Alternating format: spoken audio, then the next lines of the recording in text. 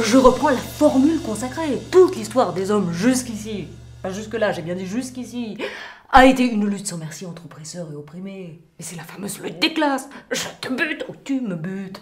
Donc le but étant de ne pas se faire buter, autant que faire se peut faire partie de ceux qui butent et non de ceux qui débutent et se font toujours buter. Donc il y a de quoi déprimer. De voir toujours les mêmes oppresseurs opprimer les mêmes opprimés, les mêmes qui priment et oppriment et répriment, les oppresseurs qui n'ont pas d'autre but que d'opprimer. Et les opprimés qui sont opprimés, parce qu'ils n'ont pas d'autre but dans la vie que de ne pas se faire buter.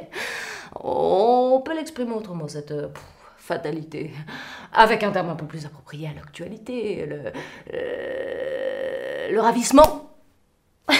Du verbe ravir. Verbe ambigu, parce qu'en ce moment nous ne sommes pas ravis. Non, nous ne sommes pas ravis, c'est le moins qu'on puisse dire. Nous ne sommes pas ravis d'apprendre qu'il y avait... Retenez l'homophonie. Qu'il y avait un ravisseur français parmi les ravisseurs. Donc un Français qui s'en prend aux intérêts français, ça peut encore se discuter. Mais un Français qui n'a d'autre intérêt que de livrer la France aux influences des étrangers, ça ne passe pas du tout. À moins de considérer que la nation, la patrie et la famille, ce sont des mots qui ne veulent plus rien dire. Ça, c'est du Kafka. Nous n'avons plus affaire qu'à des identités illusoires ou dérisoires, plus aucun signe fiable d'appartenance. À chacun selon ses convenances, un passeport pour chaque mission, pour chaque commission. C'est la forme d'un fonds de commerce, échange et mélange de marchandises, de matières grises. Tout s'achète et tout se vend, c'est la devise, donc... C'est ravissant. Cette opposition entre ravisseurs et déprimés, qui ne sont jamais ravis d'être entre les mains de leurs ravisseurs, mais qui ne peuvent malheureusement pas faire autrement que de subir lamentablement la vie de leurs ravisseurs.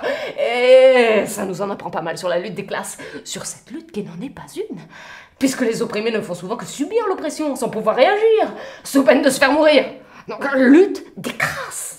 Le capitalisme est à ce titre identifiable à une regrettable prise d'otage, où les ravisseurs, même morts, restent les seuls vainqueurs parce qu'ils ont bravé la mort, mais surtout parce qu'ils nous ont rappelé une petite leçon de choses, que nous sommes lâches ou héros de naissance, et que donc les sorts sont scellés d'avance.